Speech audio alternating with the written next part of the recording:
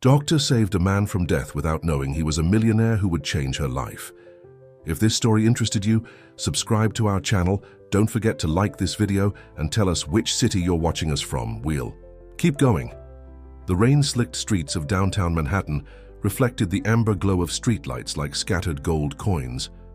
Dr. Sarah Martinez pulled her worn leather jacket tighter around her shoulders, fighting against the autumn chill that seemed to seep straight through to her bones. Another grueling 36-hour shift at Metropolitan General Hospital had left her exhausted, her feet aching in their sensible shoes, her mind foggy with fatigue. The night shift had been particularly challenging. 3 emergency surgeries, countless consultations, and the ever-present weight of unpaid bills hanging over her head. At 32, this wasn't exactly where she had imagined herself. Brilliant. Medical career, yes, but struggling to make ends meet in a tiny apartment, drowning in student loans and barely keeping her head above water. Sarah checked her watch. 2:47 a.m. The subway would be nearly empty at this hour, and the shortcut through Armstrong Alley would save her 15 precious minutes of walking time. She'd taken this route countless times before, knowing every crack in the pavement, every graffiti tag on the walls, every shadow cast by the fire escapes above. The sound of her footsteps echoed off the narrow walls of the alley, mixing with the steady drip of water from overflowing gutters. The city that never sleeps had at least grown quieter, its usual cacophony reduced to a distant hum of late night traffic and the occasional cat prowling through overflowing dumpsters.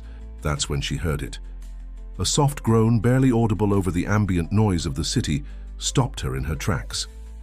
Sarah held her breath, listening intently. There it was again. A sound of pain, unmistakable to someone who'd spent years in emergency medicine. Common sense told her to keep walking, to call 911 and let someone else handle whatever was happening in this dark alley. But something else, something deeper, that same instinct that had driven her to become a doctor in the first place, made her reach for her phone's flashlight instead. The beam cut through the darkness, revealing a crumpled figure lying face down on the wet pavement. The man's expensive charcoal suit was soaked through, both from the rain and something darker spreading across his back. Even in this state, everything about him spoke of wealth and refinement, from his perfectly trimmed silver-streaked hair to his Italian leather shoes. Sarah's medical training kicked in automatically. She rushed forward, kneeling beside him, her hands already moving to check his vital signs. His pulse was weak but present, his breathing shallow and labored. When she carefully turned him over, his eyes fluttered open briefly, revealing striking blue irises that seemed to pierce straight through her, despite their glazed appearance. "Sir, can you hear me?" Sarah pressed her scarf against the wound, trying to stem the bleeding. "I'm a doctor. Help is coming." She was already dialing 911 with her free hand, rattling off their location and the victim's condition with practiced efficiency. The man's lips moved, trying to form words. His hand clutched weakly at her arm, leaving bloody fingerprints on her white sleeve. There was an urgency in his touch, as if he was desperate to communicate something before consciousness slipped away from him entirely. "Don't try to speak," Sarah instructed firmly, maintaining pressure on the wound. "Save your strength." She could hear sirens in the distance, growing closer with each passing second. The man's eyes locked onto hers one final time before sliding shut, his grip on her arm going slack. When the ambulance arrived, Sarah gave the paramedics a quick rundown of his condition and the emergency care she'd administered. As they loaded him onto the stretcher, she caught a glimpse of something that had fallen from his pocket, a business card, now spotted with rain and blood. She picked it up automatically, barely registering the name before stuffing it into her pocket. Alexander Blackwood, CEO of Blackwood Construction and Development. Standing alone in the alley, watching the ambulance's red lights disappear around the corner, Sarah had no way of knowing that this chance encounter would unravel every certainty in her carefully ordered world. She couldn't have guessed that the simple act of stopping to help an injured stranger would pull her into a web of corporate intrigue and long-buried secrets that would force her to question everything she thought she knew about her past, her family, and herself. All she knew in that moment was that she was cold, tired, and now late for her precious few hours of sleep before her next shift. She turned toward home, shoes squelching in puddles that now seemed darker than before. Behind her, the empty alley held its secrets, waiting for the dawn to reveal the first threads of a story that would change everything. The following morning arrived far too quickly, announcing itself with harsh fluorescent lights and the bitter taste of hospital coffee. Sarah stood in the staff break room, trying to force her exhausted mind to focus on the patient charts in front of her. The events of the previous night felt almost dreamlike, as if the encounter in the alley had been nothing more than a product of her overtired imagination. But the blood-stained business card in her pocket proved otherwise. She'd checked the news during her brief break. Alexander Blackwood's attack was already making headlines. The business mogul's condition was listed as stable but critical, and speculation about the incident was running wild across every major news outlet. "Dr. Martinez." A nurse poked her head into the break room. "There's someone here to see you, says it's important." Sarah followed the nurse to the reception area, where a tall woman in an impeccable grey suit stood waiting. Everything about her radiated corporate efficiency, from her perfectly styled blonde hair to her designer handbag. "Dr. Martinez? I'm Victoria Winters, Mr. Blackwood's personal assistant." The woman's smile was professional but warm. "Mr. Blackwood is recovering at Mercy General, and he specifically asked me to find you. He'd like to thank you personally for your assistance last night." Sarah's stomach tightened. "That's really not necessary. I just did what anyone would do." Nevertheless, Victoria produced a business card with elegant flourish. "When you have a moment, please contact me to arrange a meeting. Mr. Blackwood is quite insistent." Before Sarah could protest further, her pager buzzed. Another emergency in the ER. She took the card automatically, already turning toward the doors. "I'll think about it," she called over her shoulder, knowing she had no intention of doing any such thing. The rest of her shift passed in a blur of patients, procedures, and paperwork. It wasn't until she was changing out of her scrubs that evening that she noticed the stack of manila envelopes in her locker, mail forwarded from the hospital's administrative office. Most of it was the usual: medical journals, insurance paperwork, bills she'd rather not think about. But the last envelope made her pause.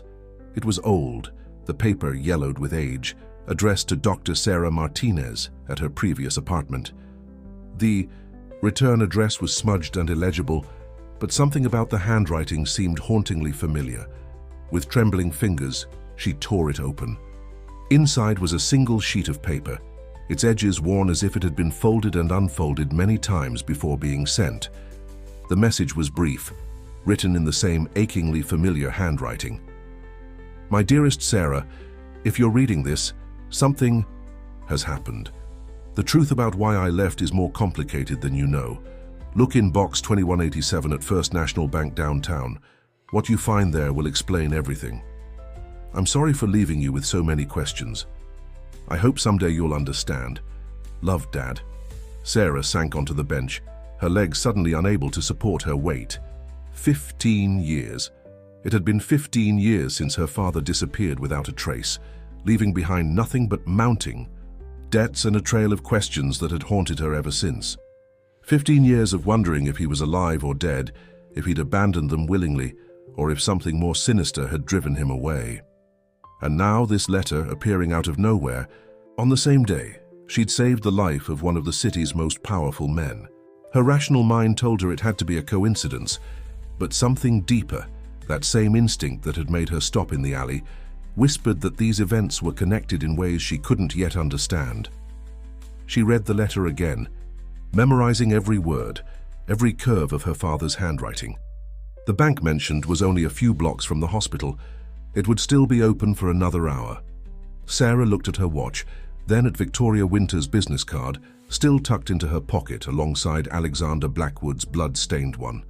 She had a choice to make: go home, get some much-needed rest and pretend none of this was happening, or follow this rabbit hole and see where it led. In her heart, she already knew what she would choose. Some questions, once asked, demanded answers, no matter the cost. She gathered her things, pulled on her jacket, and headed for the door. The bank would be her first stop, but somehow she knew it wouldn't be her last. The ripples from last night's encounter were spreading, disturbing waters that had been still for far too long. The First National Bank's marble lobby felt impossibly vast at this late hour, Sarah's footsteps echoing off the polished floors as she approached the safety deposit box area. Her father's letter burned in her pocket like a hot coal, each step bringing her closer to answers she'd spent 15 years searching for. The bank clerk, an elderly woman with kind eyes behind wire-rimmed glasses, examined her ID and the letter with methodical precision. "Box 2187, she murmured, leading Sarah through a heavy steel door into a windowless room lined with identical metal drawers. "Take all the time you need, dear." The box's contents seemed surprisingly mundane at first glance. Old photographs, a small leather notebook, and a thick manila envelope. But as Sarah began to examine them more closely, her hands trembling slightly, the true weight of what she held became clear. The photographs showed her father with various executives at what appeared to be corporate events. In several, he stood next to a younger Alexander Blackwood, both men smiling at the camera. But it was the last photo that made her breath catch, her father shaking hands with someone she recognized from recent news coverage. Richard Blackwood, Alexander's uncle and the company's current CFO. The leather notebook contained page after page of detailed financial records, all in her father's precise handwriting. Numbers, dates, account transfers, most of it meant little to her, but certain entries were circled in red ink with hastily scribbled notes in the margins. Check source, verify authenticity, who authorized. But it was the contents of the manila envelope that made her sink into the provided chair, her legs suddenly weak. Inside were dozens of documents, internal memos, bank statements, and what appeared to be copies of contracts, all bearing the Blackwood Construction letterhead. Many had sections highlighted or annotated in her father's handwriting, forming a trail of breadcrumbs, leading to something that made her stomach turn. The evidence pointed to a massive financial scandal, millions of dollars diverted through shell companies, falsified safety inspections, bribes paid to city officials, and at the center of it all, one name appeared again and again: Richard Blackwood. A loose page fell from between the documents, a handwritten note in her father's writing. "RB knows I've found proof, says he'll handle it internally. Don't trust him. If anything happens to me, everything is here." Sarah's mind raced back to the night before. Alexander Blackwood lying wounded in that alley, the desperate look in his eyes as he tried to tell her something. Had he discovered what his uncle had been doing? Was this connected to her father's disappearance? Her phone buzzed, making her jump. A text message from an unknown number. "Dr. Martinez, this is Alexander Blackwood. Please, I need to speak with you urgently. It's about your father." Sarah stared at the message, her heart pounding. How did he know? She hadn't told anyone about finding the letter, about coming to the bank, unless... The sound of footsteps in the corridor outside made her look up sharply. Through the frosted glass panel in the door, she could see two shadows approaching. Something about their purposeful stride sent a chill down her spine. Moving quickly, she snapped photos of the most important documents with her phone, then gathered everything else back into the box. Just as she finished, there was a knock at the door. "Dr. Martinez," a male voice called. "Security, we need you to step out immediately." Sarah's mind raced. The bank was still open for another 30 minutes. There was no reason for security to be asking her to leave, unless they weren't really security at all. She grabbed her bag, heart thundering in her chest. The clerk had shown her the emergency exit when she came in, a requirement for all safety deposit box rooms. It was meant for fires or other disasters, but right now it felt like her only option. The knocking came again, more insistent this time. "Dr. Martinez, open the door." Sarah hit the emergency exit's release bar, setting off an alarm that screamed through the building. She burst into the evening air, emerging in an alley behind the bank.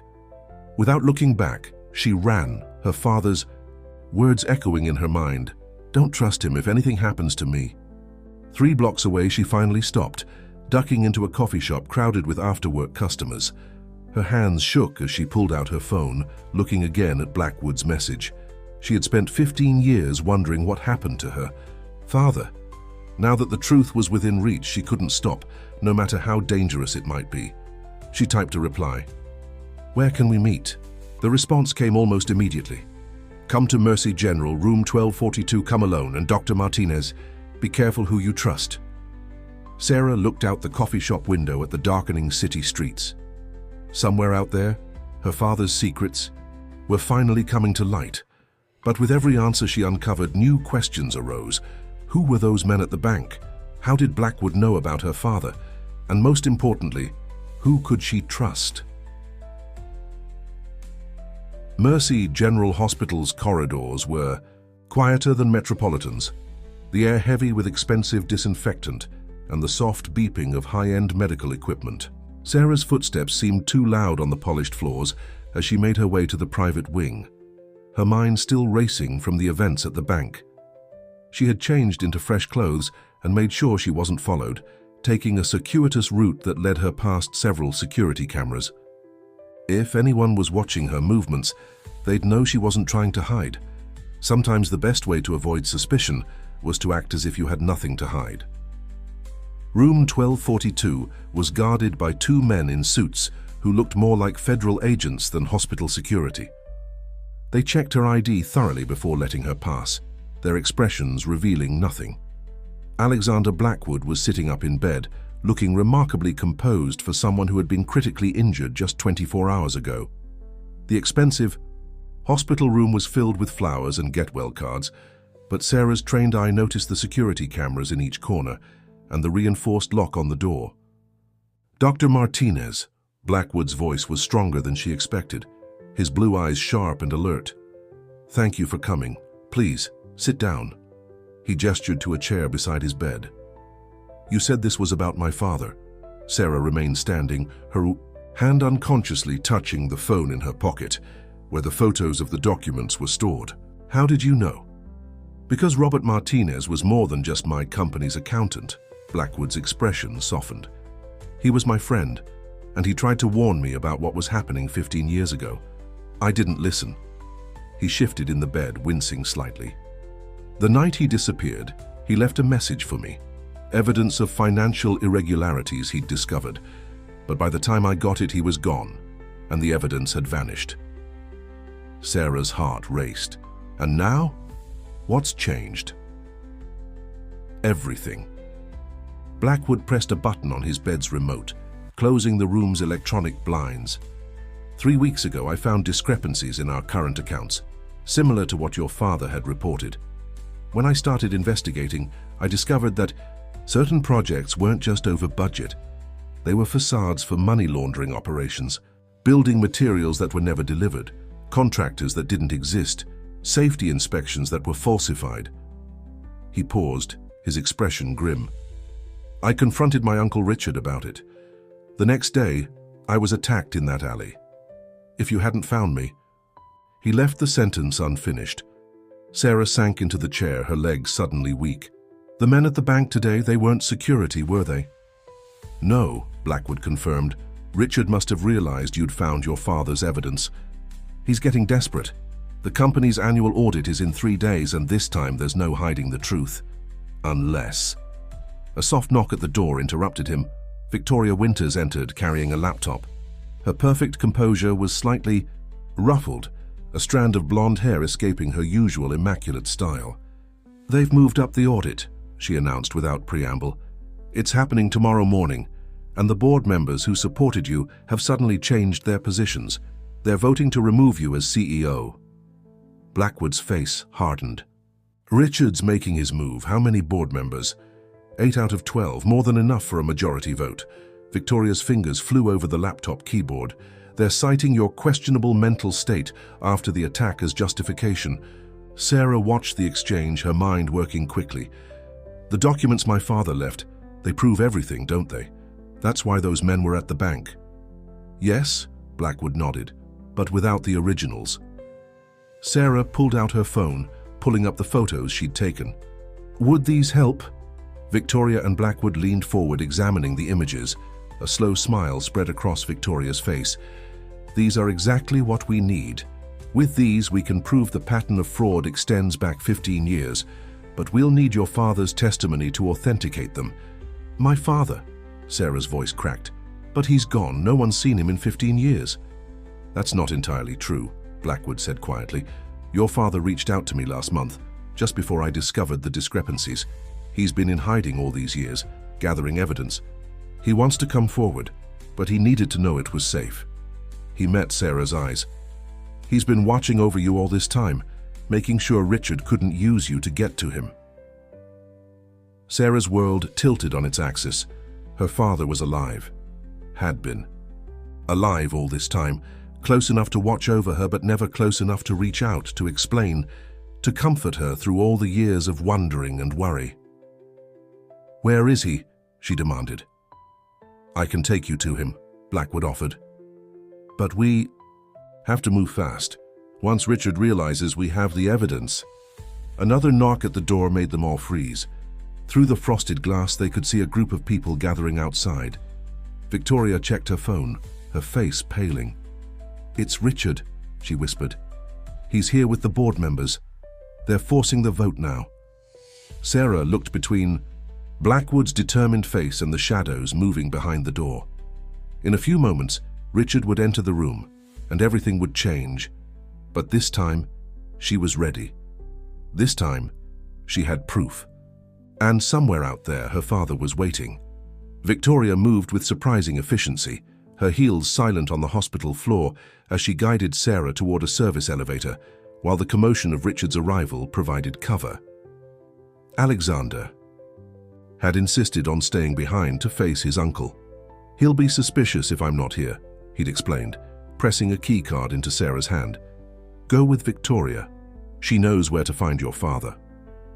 The service elevator was cramped and smelled of cleaning supplies, but it offered a direct route to the hospital's underground parking structure. Sarah's mind raced with questions, but Victoria's tense expression discouraged conversation. The blonde woman kept checking her phone, her perfectly manicured nails tapping against the screen with increasing urgency. "Change of plans," Victoria announced as they reached the parking level. "Richard brought more people than we expected. They're watching the main exits." She led Sarah through a maze of concrete pillars and parked cars, their footsteps echoing in the cavernous space. "We'll take my car. It's less conspicuous than the company vehicle they'll be looking for." Victoria's less conspicuous vehicle turned out to be a sleek silver Audi, its windows tinted just within legal limits. As they pulled out of the parking structure, Sarah caught glimpses of men in dark suits positioned at various exits, speaking urgently into earpieces. "Your father," Victoria began, once they were safely merged into evening traffic, "has been staying at a safe house upstate.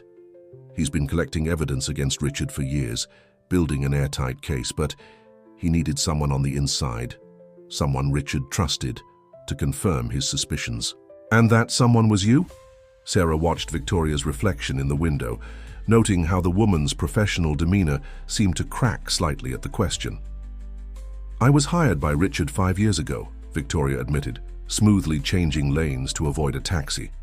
"He thought having me close to Alexander would help him control the situation. What he didn't know was that Alexander had already figured out something was wrong. We've been gathering evidence together, trying to understand the full scope of Richard's operation." Sarah processed this information, her doctor's mind automatically cataloging details and looking for inconsistencies. But why didn't Alexander confront Richard earlier? Why wait until now? Victoria's hands tightened on the steering wheel. "Because we discovered it wasn't just about money. Richard's been using the construction companies to help dangerous people hide their assets, people who wouldn't hesitate to silence anyone who threatened their operations. We needed to be absolutely certain we had enough evidence before moving against him." A black SUV appeared in their rearview mirror, matching their every lane change. Victoria noticed it too, her expression hardening. "Hold on," she muttered, suddenly taking a sharp right turn into a narrow side street. The SUV followed, its engine roaring as it accelerated. Victoria's Audi wove through the city streets with precision, each turn calculated to shake their pursuit, while maintaining an appearance of normal traffic movement. Sarah gripped her seat as they merged onto a busy avenue, slipping between two delivery trucks. "There's a burner phone in the glove compartment," Victoria instructed, never taking her eyes off the road. Alexander's number is programmed in. Call him, he needs to know Richard's men are actively pursuing us. Sarah's hands shook slightly as she dialed. Alexander answered on the first ring, his voice tight with tension. Victoria? It's Sarah. We're being followed. Richard knows. Alexander cut her off. He just showed me security footage from the bank. He knows you have the evidence. There was a pause filled with muffled voices in the background. Listen carefully. Your father isn't at the safe house anymore. Richard's men found it this morning, but Robert left a message. Tell Sarah to remember the carousel. The carousel. Sarah's breath caught as memories flooded back. Sunday afternoons in Central Park. Her father lifting her onto painted horses, teaching her how to spot the one with a hidden compartment in its saddle. It had been their special game, their secret place to leave surprises. For each other. I know where he is, she whispered. Victoria glanced at her sharply. Where? Before Sarah could answer, their car rocked violently. The SUV had caught up, its front bumper nudging their rear quarter panel. Victoria cursed, her corporate polish cracking completely as she executed a maneuver that sent them skidding around a corner, tires screaming in protest. We can't lead them to your father, Victoria said through gritted teeth. We need to lose them first. Sarah looked back at their pursuers, then at the city streets streaming past their windows. Somewhere out there, her father was waiting, trusting her to understand his message. But reaching him meant first surviving this high-stakes game of cat and mouse through the concrete canyons of Manhattan. The sun was setting, painting the city in shades of gold and shadow. As Victoria guided their car through another evasive turn, Sarah realized that the growing darkness might be their greatest advantage. After all, she knew these streets intimately from her years of hospital shifts, knew every shortcut, every hidden alley, every way to disappear into the urban maze. Take the next left, she instructed Victoria. I have an idea. Sarah's knowledge of the city's backstreets proved invaluable. She guided Victoria through a series of increasingly narrow passages between buildings, finally ending in a loading dock behind Metropolitan General Hospital, her home turf. Titana ambulance entrance has a blind spot in its security coverage, Sarah explained, as they abandoned the car. I discovered it during my residency. We can cut through the hospital and exit on the other side. They'll lose our trail completely. Victoria nodded approvingly, already pulling off her high heels and replacing them with flat shoes from her bag. Lead the way, Doctor. They moved.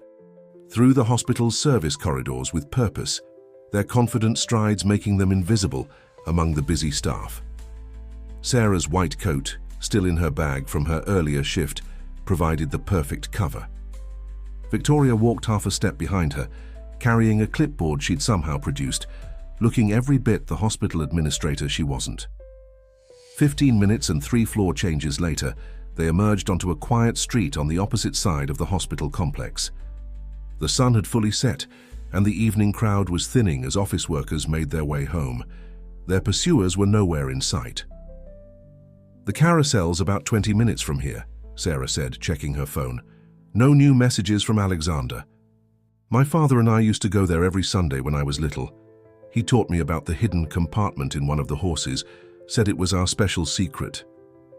Victoria hailed a taxi with practiced ease. Which horse? The black one with a silver star on its forehead, 4th row back. Sarah smiled at the memory. Dad said it was special because it wasn't trying to be the prettiest or the flashiest. It was content just being itself, hiding its true value where only the right people would find it. The taxi wound its way through the darkening city streets towards Central Park. Sarah's mind drifted back to those Sunday afternoons, seeing them now in a completely new light. Had her father been preparing her even then, teaching her about hidden truths and secret messages, knowing someday she might need these skills? The carousel came into view as they approached the park, dark and still after closing time. It's painted. Horses frozen in their eternal gallop. The security fence looked recently upgraded, with new sensors and cameras clearly visible. Richard's men will be watching this place, Victoria whispered as they circled the perimeter. Your father would have known that. We need to think like him. Where would he leave the message? Sarah studied the carousel, remembering her father's lessons. He always said the best hiding place is one that's hidden in plain sight. Her eyes landed on a maintenance shed near the carousel. That's where they store the spare parts and paint for repairs. Dad used to chat with the maintenance workers while I rode. He knew their schedules, their routines. Victoria produced a small set of lockpicks from her bag. At Sarah's raised eyebrow, she shrugged. Executive assistants need diverse skill sets these days. The lock yielded quickly to Victoria's expertise. Inside, the shed was cluttered with carousel parts, broken poles, chipped horses awaiting repair, cans of paint in various colors. Sarah moved purposefully toward a stack of repair records, her father's voice echoing in her memory. Always check the paperwork, sweetheart. That's where people forget to look. In the maintenance log, dated just 2 days ago, a routine inspection had been signed off by R. Martinez. The handwriting matched the letter Sarah had found at the bank perfectly.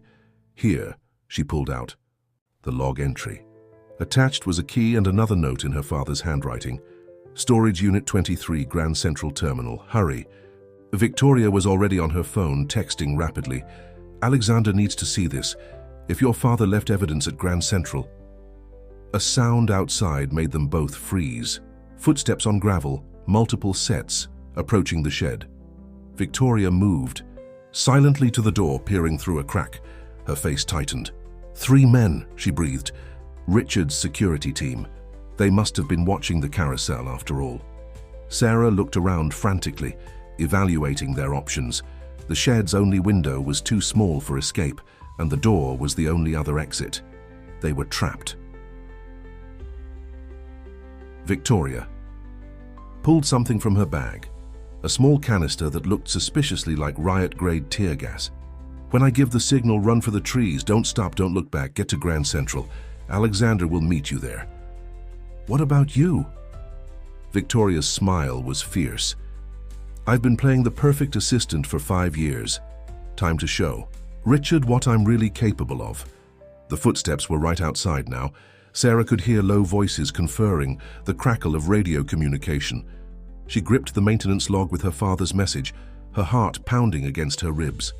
Victoria's hand found hers in the darkness, squeezing once. Ready.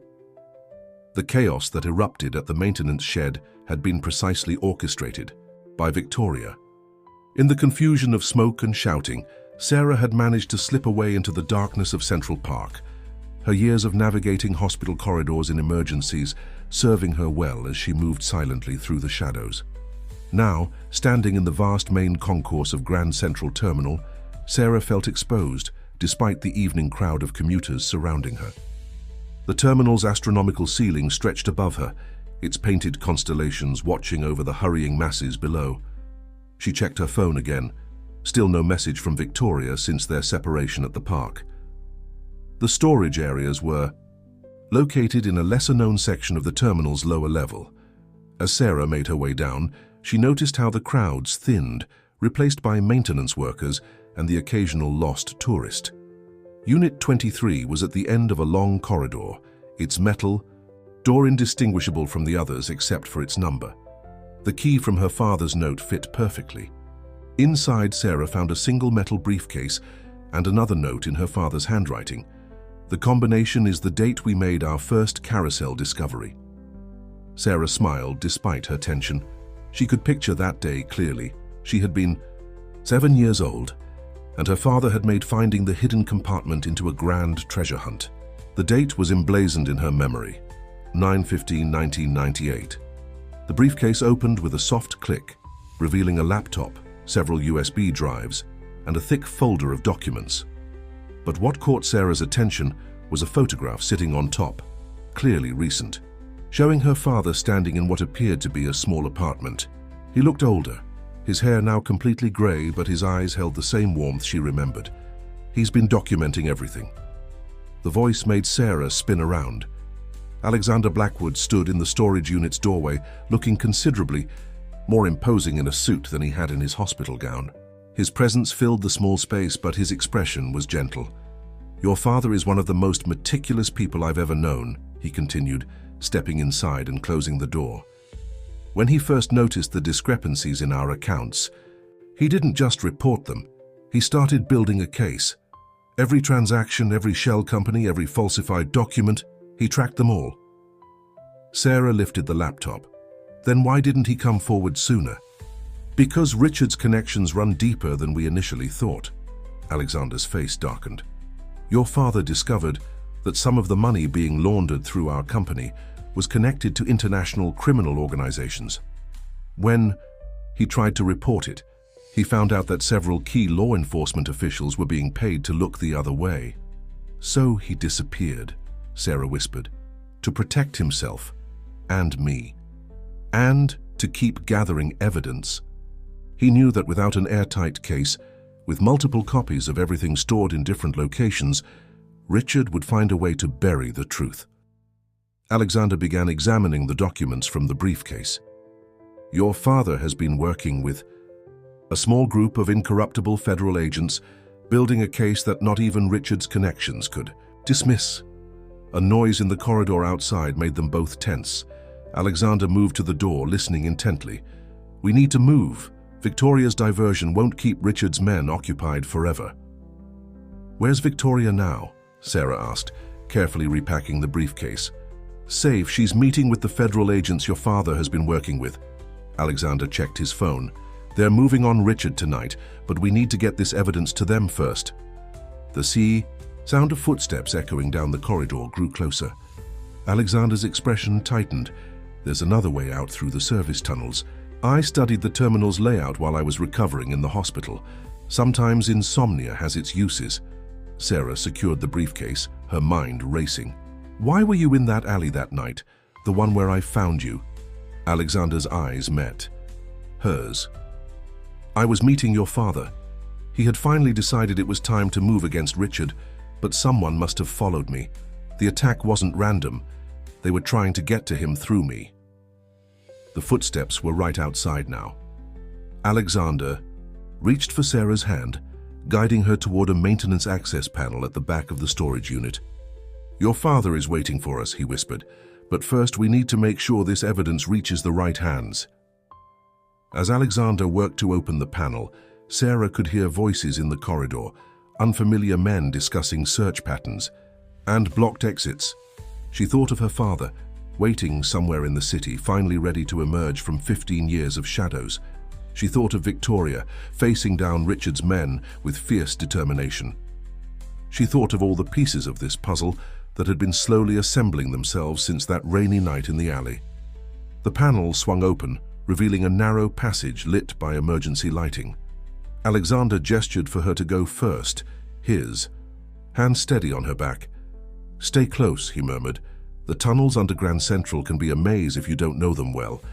As they slipped into the passage, Sarah heard the storage unit's door being opened behind them. But she wasn't afraid anymore. For the first time in 15 years, she was moving toward answers instead of questions, toward truth instead of uncertainty, toward a reunion that had been too long in coming. The tunnel stretched ahead into darkness, but somewhere at its end, her father was waiting. The service tunnels beneath Grand Central Terminal formed a labyrinth of concrete and shadow, their paths echoing with the rumble of trains overhead and the distant hum of the city's heartbeat. Alexander led the way with confident steps, his knowledge of the tunnel system proving invaluable as they navigated through the underground maze. My grandfather helped rebuild these tunnels in the 1960s, he explained in a low voice as they turned down another corridor. He made sure every Blackwood learned them inside and out, said you never know when you might need an escape route. Sarah clutched the briefcase tighter, its weight a constant reminder of everything at stake. Did Richard learn them too? Yes. Alexander's voice was grim, which is why we need to be particularly careful. He'll know exactly where the choke points are, where to position his men. As if to confirm his words, they heard voices echoing from a connecting tunnel ahead. Alexander pulled Sarah into a maintenance alcove, their bodies pressed close in the narrow space as footsteps approached and passed. In the darkness, Sarah could feel Alexander's heart racing, matching her own elevated pulse. Once the voices faded, they continued their journey, moving more cautiously now. Alexander checked his phone periodically, though reception was spotty this far underground. Victoria should have reached the federal agents by now, he whispered. They'll be moving to secure the building's exits.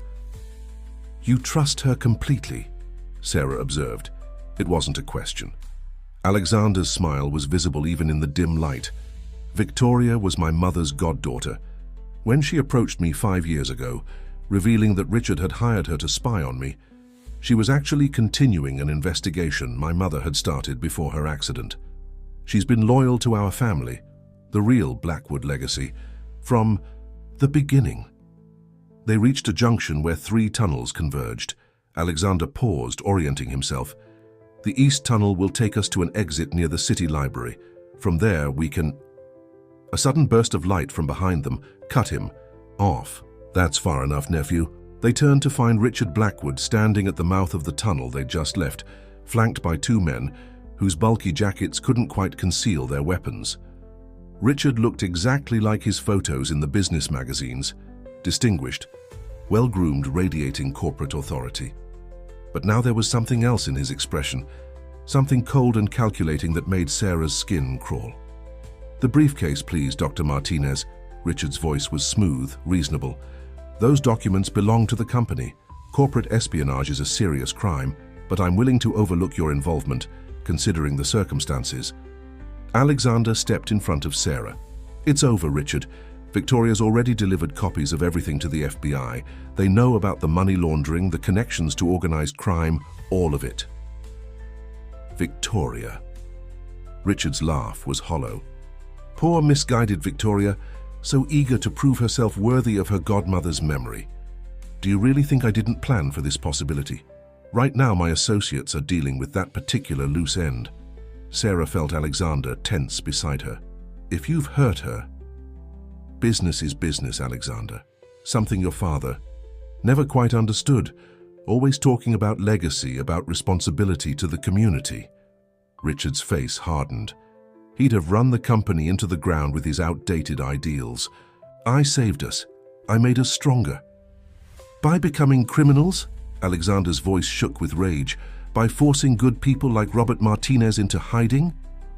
Sacrifices had to be made. Richard gestured to his men.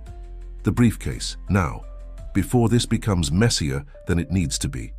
Sarah's mind raced, remembering the tunnel layout Alexander had described. The east tunnel led to the library, the north tunnel to the subway platforms, and the west tunnel. Her eyes caught on a maintenance panel near their feet, its surface painted with faded warning symbols. She squeezed Alexander's arm, hoping he'd understand. His slight nod was almost imperceptible. You want the briefcase? Sarah stepped forward, holding it out. Here. The moment Richard's attention focused. On the briefcase, Alexander moved. His foot caught the maintenance panel, sending it crashing open. A blast of steam erupted from the exposed pipes, filling the tunnel junction with hot, blinding vapor. Sarah felt Alexander's hand grab hers, pulling her toward the east tunnel. Behind them, she could hear Richard shouting, his men's heavy footsteps echoing in confusion. They ran through the steam-filled darkness, Alexander's knowledge of the tunnels their only guide. Sarah's lungs burned, but she clutched the briefcase with grim determination. Somewhere above them, federal agents were closing in. Somewhere in the city, her father was waiting. And somewhere behind them, Richard Blackwood's carefully constructed empire was beginning to crumble. The truth, hidden for 15 years in shadows and silence, was finally racing toward the light. Steam hissed from overhead pipes as Sarah and Alexander emerged from the service tunnels into the basement of the New York Public Library. The grand building was mostly empty at this late hour, with only a few dedicated researchers still hunched over books in the reading rooms above. Victoria should have a safe house ready, Alexander whispered, checking his phone. His expression changed suddenly, a mix of relief and concern crossing his features. She's alive. Richard's men failed to capture her, but she's been injured. The federal agents got her to safety. Sarah's grip tightened on the briefcase. Where is she? Mount Sinai Hospital. She's under protection. Alexander guided them through the library's lower level. his movements precise and purposeful. She managed to get the evidence to the FBI team.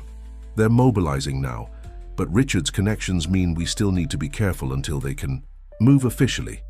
A text message lit up Alexander's phone. Dad says yellow tulips. The message was from an unknown number, but Sarah's heart skipped a beat.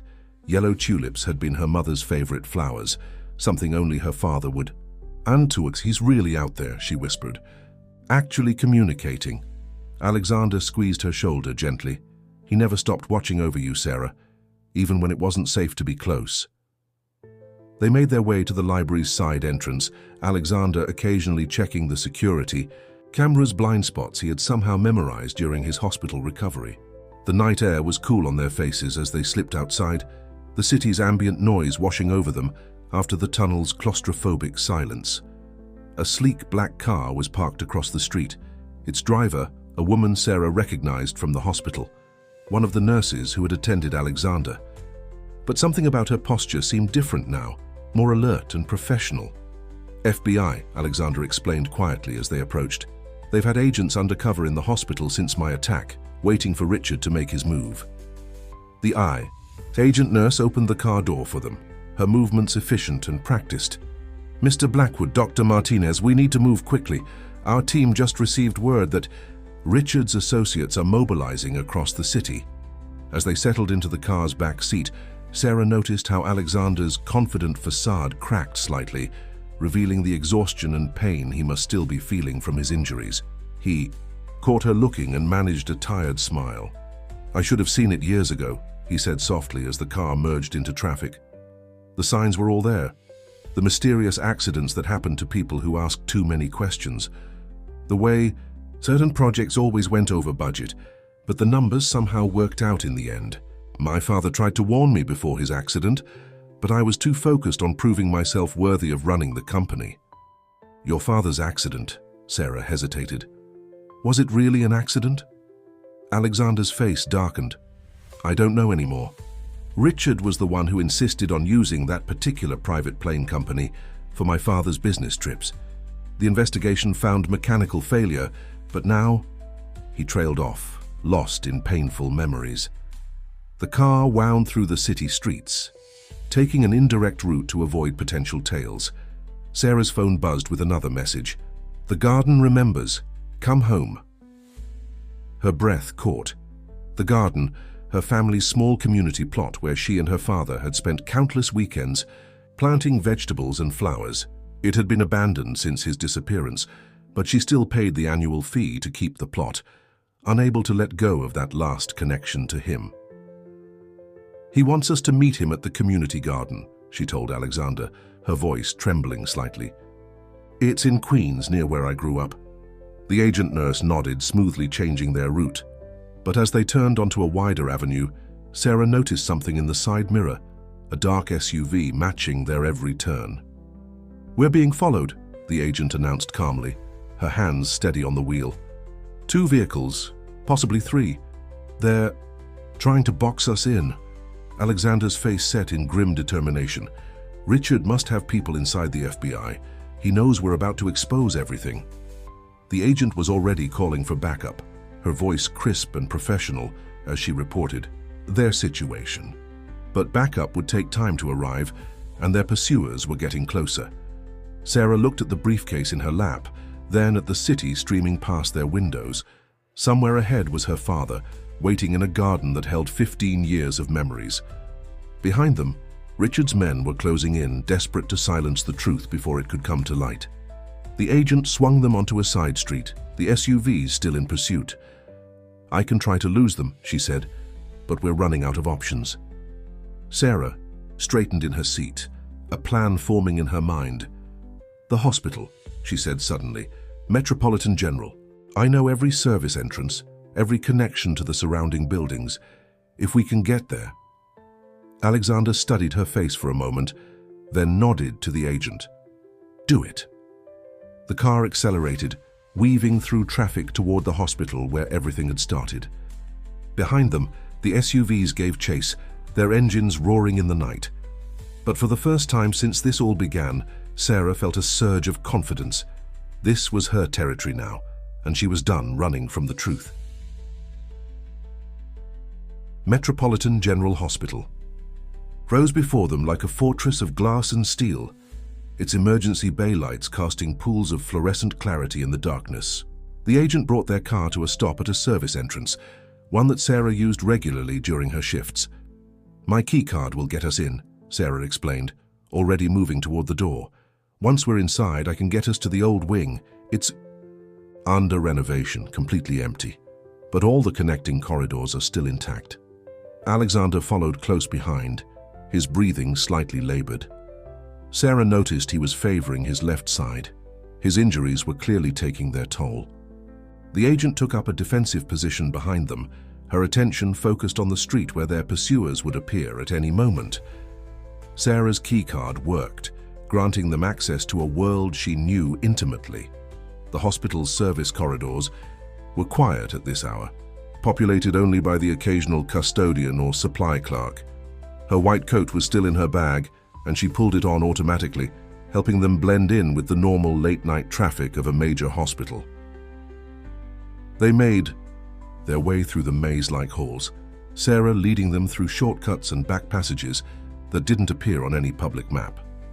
Behind them, they could hear the faint sound of their pursuers trying to navigate the complex building. "Here," Sarah whispered, guiding them through a heavy fire door into the renovation zone. The difference was immediate. Dust sheets covered unused equipment, and their footsteps echoed in the emptiness. Construction supplies lined the walls, and the air smelled of plaster and paint. Alexander leaned against a wall, catching his breath. "Clever," he managed. "They can't use their guns in an active hospital without drawing attention, and in this section, we can hear them coming." Sarah finished. "And there are plenty of places to hide." Her phone buzzed again, another message from her father. "The garden still blooms. Trust the path." "He's still waiting," she said softly. "But how do we get out of here? They'll be watching every exit." Alexander straightened, his face set with determination despite his obvious pain. "We don't need to find an exit. We need to get this evidence to people Richard can't control or intimidate." He pulled out his phone, showing her a news website. "The hospital is hosting a charity gala tonight in the main conference center." Sarah's eyes widened as she understood. "The city's most prominent people will be there. Police commissioner, district attorney, press." "Richard's connections are strong," Alexander nodded, "but even he can't control everyone. If we can present the evidence publicly with enough witnesses." A crash echoed from somewhere behind them, followed by the sound of running footsteps. The agent took up a defensive position, her weapon drawn but held low. "Go," she ordered. "Get to the conference center. I'll delay them." Sarah wanted to protest, but Alexander was already pulling her toward the connecting corridor. They moved as quickly as his injuries would allow, using Sarah's knowledge of the hospital's layout to stay ahead of their pursuers. The sounds of the charity gala grew louder as they approached. Music, laughter, the murmur of hundreds of conversations. Sarah could see the lights from the conference center spilling into the hallway ahead. But between them and that safety stood Richard Blackwood himself, his expensive suit somehow still immaculate, his expression coldly triumphant. Two men flanked him, their stances suggesting concealed weapons. "I truly hoped it wouldn't come to this," Richard said, his voice carrying in the empty corridor. "Alexander, you're making a terrible mistake. Think about the company. Think about your father's legacy." "I am thinking about his legacy," Alexander replied, his voice steady despite his exhaustion.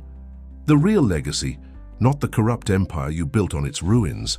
Richard's face hardened. "The briefcase, Dr. Martinez, now, or things will become very unpleasant." Sarah clutched the briefcase tighter, her mind racing. The conference center was so close, just past Richard and his men. All those witnesses, all those smartphones ready to record anything unusual. If they could just reach them. A sudden commotion behind Richard made everyone turn. Victoria Winters stood there, her arm in a sling, but her stance unwavering. Behind her were several FBI agents, their weapons drawn. "It's over, Richard," Victoria announced. Her professional mask finally dropped completely. "We have everything. The offshore accounts, the construction fraud, the evidence of your involvement in Alexander's attack, Robert Martinez's testimony, all of it. Testimony? Richard's composure cracked for the first time. That's impossible. He's gone. No, Uncle Richard, he's here. The voice came from the conference center entrance. Robert Martinez stood there, older but unmistakable, his face bearing the same gentle strength Sarah remembered. Behind him were more FBI agents, and beyond them the charity gala had gone silent, hundreds of witnesses watching the scene unfold. Sarah felt tears rolling down her cheeks as she looked at her father, seeing 15 years of separation and sacrifice in his eyes. He held out his hand to her, and suddenly she was running, the briefcase forgotten as she threw herself into his arms. "I'm sorry," he whispered into her hair. "I'm so sorry I had to stay away. But it's over now. We have him." Richard looked around wildly, seeing his carefully constructed world crumbling around him. His men were already being disarmed and cuffed by FBI agents. Victoria was collecting the briefcase, ensuring the evidence was secured. And Alexander Blackwood stood straight despite his injuries, watching his uncle's empire fall with a mix of sadness and resolution on his face. The truth, hidden for so long in shadows and silence, was finally emerging into the light. The days following Richard's arrest passed in a blur of federal interviews, press conferences, and emotional reunions. Sarah found herself splitting her time between her hospital duties, helping Alexander navigate the corporate fallout and making up for 15 years of lost time with her father. They sat together now in her small apartment, sharing coffee and memories over a breakfast that had grown cold while they talked. Robert Martinez looked oddly at home on her worn couch, as if no time had passed at all. "The hardest part," he said, warming his hands around his coffee mug, "was watching you struggle and not being able to help. Every time I saw you taking extra shifts to pay off student loans, every time you had to move to a smaller apartment," he trailed, off, the pain evident in his voice. "You were protecting me," Sarah reminded him gently. "If Richard had known you were watching me, he would have used me to get to you." "Your mother would be so proud of you," Robert smiled, his eyes misting slightly. "A brilliant doctor, just like she always said you'd be." Sarah's phone buzzed. A message from Alexander. The company's board of directors had called an emergency meeting. With Richard and his closest allies in custody, the remaining board members were scrambling to distance themselves from the scandal. "Go," her father said, reading her expression. "Alexander needs you. I'll be here when you get back, I promise." The Blackwood Construction headquarters occupied a gleaming tower in Midtown, its lobby now constantly crowded with reporters hoping for updates on the scandal. Sarah made her way through them with practiced ease, using her newly granted executive access card to reach the private elevator. She found Alexander in the boardroom, looking more like his old self in an immaculate suit. Victoria sat beside him, her arm still in a sling, but her presence as commanding as ever. The remaining board members filled the other seats, their expressions a mix of concern and calculation. "Dr. Martinez," Alexander smiled warmly as she entered. "Please join us. We were just discussing the company's future direction." Sarah took her seat, noting how naturally Alexander had assumed his father's mantle of leadership. The past week had changed him, burning away any remaining self-doubt and revealing the leader he was always meant to be. "The federal investigation has cleared the company's current projects," Victoria was explaining, sliding documents across the table. "But we'll need to implement new oversight procedures, complete transparency in all our operations. And significant charitable initiatives," Alexander added, "starting with a full renovation of Metropolitan General's Emergency Department." Sarah looked up sharply at this, but Alexander's expression remained professionally neutral. Only the slight twinkle in his eye betrayed the personal meaning behind the gesture. The meeting continued, plans being made to rebuild not just the company's reputation, but its very foundation. Alexander outlined his vision of ethical business practices, community involvement, and corporate responsibility. Everything his father had believed in, everything Richard had corrupted. When the board members finally filed out, leaving Sarah alone with Alexander and Victoria. The professional masks dropped. Victoria immediately kicked off her heels, propping her feet on the expensive conference table. "Well," she grinned, "that went better than expected. Amazing how quickly they all aligned with your vision once Richard's offshore accounts were exposed." Alexander laughed, loosening his tie. "Speaking of exposures, the federal agents found something interesting in Richard's private files. Documentation about my father's plane crash." His expression sobered. It wasn't mechanical failure. Richard had arranged everything, right down to bribing the initial investigators. Sarah moved to his side, taking his hand. "I'm so sorry, Alexander." He squeezed her hand gently. "At least now we know the truth. We can finally honor his memory properly." He turned to face her fully. "Sarah, I've been thinking. The company needs a complete restructuring, new perspectives, people who understand the importance of ethical leadership." "Alexander?" Sarah started, but he held up a hand. "I'm not offering you a job," he smiled. "I'm offering you a partnership. Your medical expertise, your integrity, your understanding of what this company's priorities should be. We need that." "I need that?" Victoria made a small sound that might have been a suppressed laugh. "Just kiss her already, boss. We all know that's where this is heading." Sarah felt her cheeks flush, but Alexander's eyes remained locked on hers, serious despite Victoria's teasing. "What do you say, Dr. Martinez? Ready to help me rebuild this company the right way?" Looking into his eyes, Sarah saw more than a business proposal.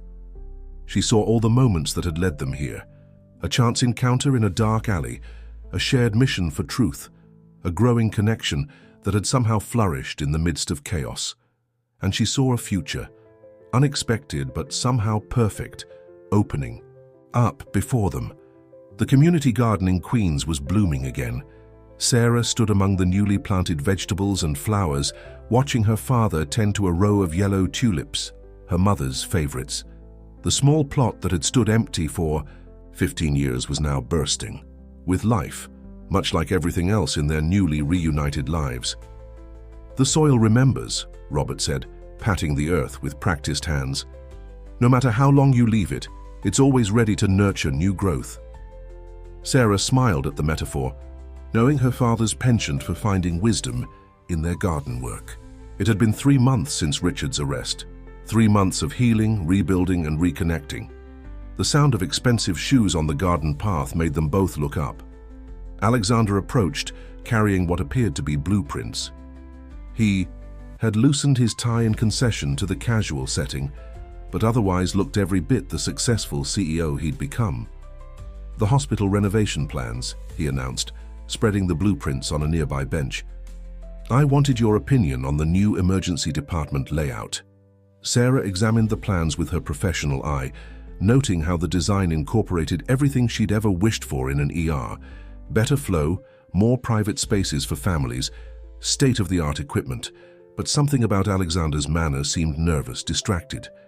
"It's perfect," she said, looking up to find him watching her intently. "But that's not really why you came to the garden, is it?" Alexander glanced at Robert, who was suddenly very interested in his tulips, though Sarah could see him hiding a smile. "No," Alexander admitted. "I came because this place represents something important. New beginnings, growth, the patience to wait for the right moment." He took a deep breath. "Sarah, these past months working together, rebuilding the company, getting to know you, I've never been more certain of anything in my life." Sarah's heart began to race as Alexander reached into his pocket, producing not a jewelry box, as she half expected, but a simple envelope. "Open it," he said softly. Inside was a deed to the garden plot, but with a modification. The space had been expanded, incorporating several adjacent plots into one larger community garden. And the ownership was listed under both their names. "I thought," Alexander said, his voice tender, "that we could build something here, together. Not just flowers and vegetables, but a place for families, for children to learn about growing. Things for the community to come together." He paused, taking her hands in his. "A place for our future."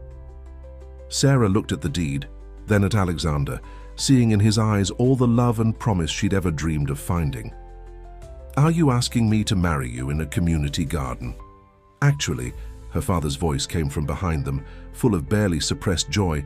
He asked my permission first. Very traditional of him. Alexander smiled, a bit sheepishly. I thought about fancy restaurants, elaborate proposals, but this felt right. This garden represents everything I love about you, your strength, your ability to nurture growth and healing, your deep roots in this community. He squeezed her hands gently. So yes, Sarah Martinez, I am asking you to marry me in a community garden. What do you say? Sarah looked around at the flourishing plants, at her father's beaming face, at the man who had somehow become essential to her happiness in the midst of uncovering long-buried truths. The answer was as natural as the growing things around them. Yes, she whispered, then laughed with pure joy. Yes.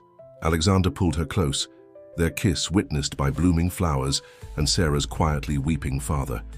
When they finally parted, Sarah noticed Victoria standing at the garden entrance, trying to look innocent, despite the professional camera in her hands. What? Victoria grinned at their surprised expressions. You didn't think I'd miss documenting this, did you? Someone has to handle the social media announcement. The press is going to love this. Corporate CEO proposes in community garden. Perfect symbolism of the company's new direction. Speaking of new directions, Alexander turned back to Sarah, his eyes twinkling. How do you feel about holding the wedding here? We could set up the ceremony right among the flowers, strings of lights in the trees. Sarah kissed him again, cutting off his planning. There would be time for all of that later. For now, she just wanted to savor this moment, standing in her father's garden, surrounded by growing things, embracing a future she never could have imagined on that rainy night when she found a wounded stranger in an alley. Sometimes she realized the best things in life grow from the most unexpected seeds. The renovated emergency department at Metropolitan General Hospital gleamed under its new lights, a testament to what could be accomplished when corporate power was wielded for good instead of profit. Sarah stood in the entrance, taking in the transformation. Modern equipment filled the rooms, the layout was more efficient, and there were comfortable waiting areas for families, everything she had dreamed of during her long nights on duty. Pretty impressive, isn't it? Victoria appeared beside her, clipboard in hand. Her arm had healed completely, allowing her to return to her role as chief organizer of everything. The press is already calling it a model for hospital corporate partnerships, though I suspect Alexander's motivation wasn't entirely about good publicity. Sarah smiled, touching the engagement ring on her finger. It was elegant, but understated. Alexander had chosen it perfectly, understanding that anything too flashy would get in the way of her medical work. How are the wedding preparations coming along? Everything's on schedule, Victoria consulted her ever-present tablet. The garden is being prepared, the lights will be installed next week, and your father has somehow managed to make every flower bloom exactly on time. I swear he has some kind of plant whispering ability. They walked through the new department together, checking final details before the grand opening ceremony scheduled for the following day. Staff members were already training on the new equipment, their excitement palpable. Have you heard from Richard? Sarah asked quietly as they reached her new office, a space she had initially resisted, but eventually accepted as necessary for her dual role as head of emergency medicine and liaison to Blackwood Construction's healthcare initiatives. Victoria's expression darkened slightly. He's accepted a plea deal, 20 years minimum with full restitution to the company's victims.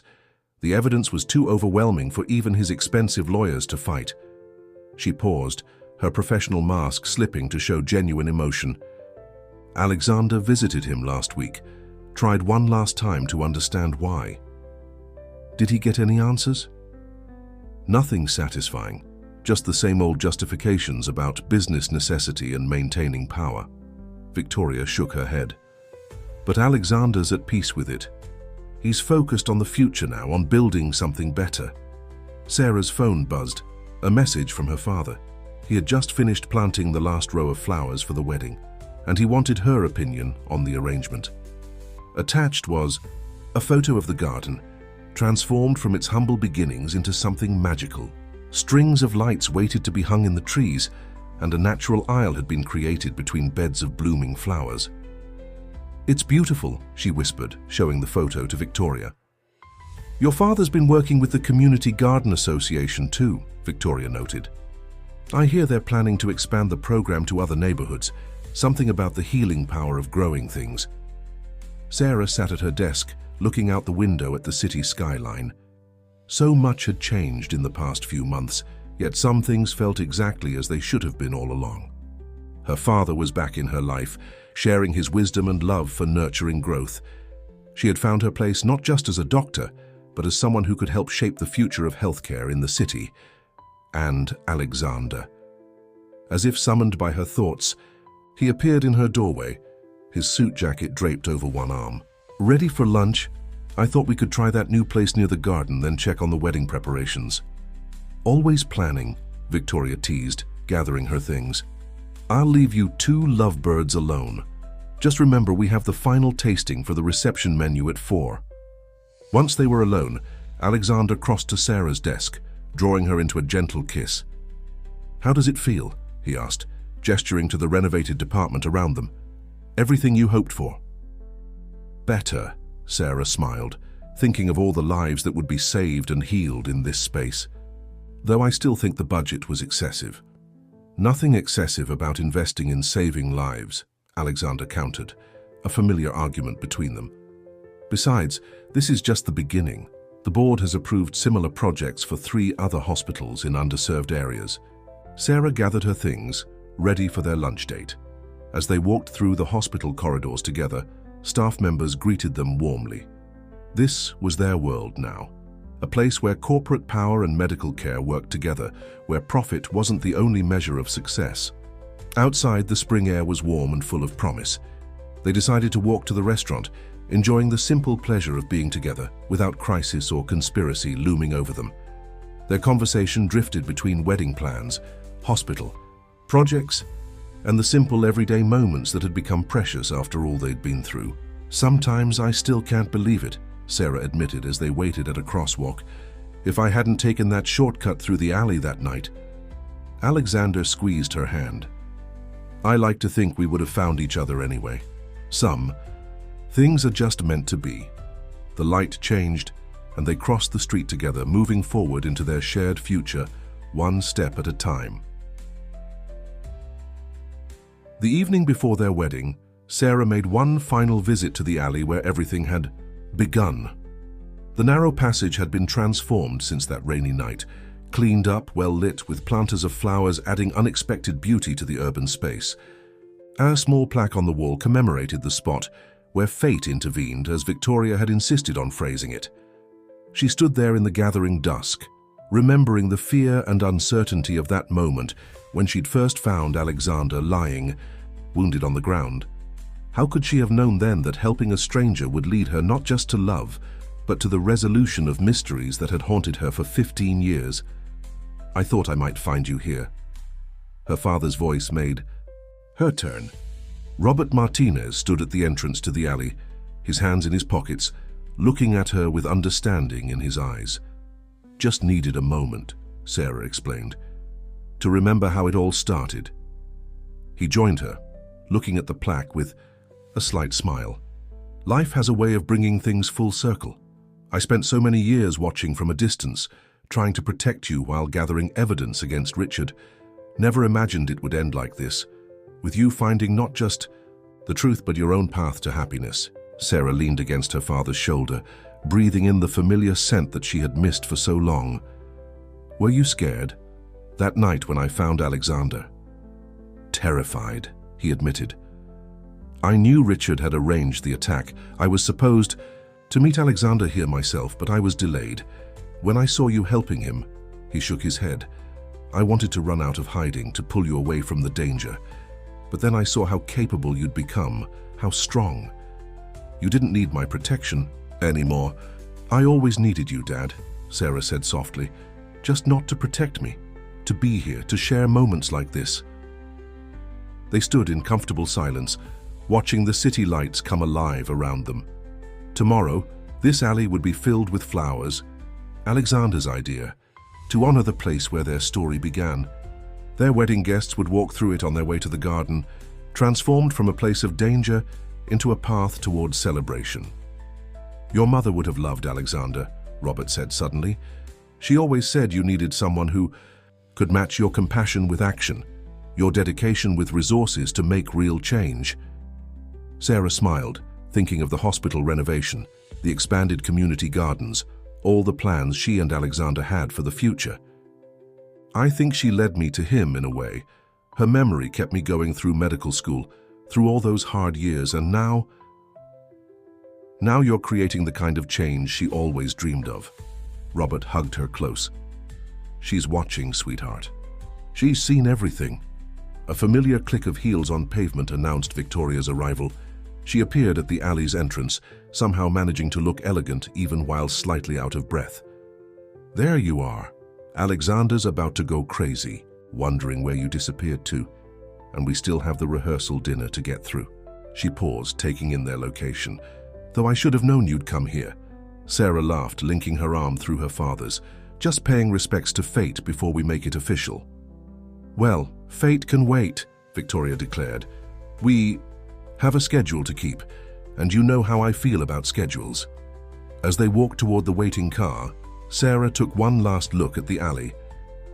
Tomorrow she would walk this path again, not toward uncertainty and danger, but toward love and promise.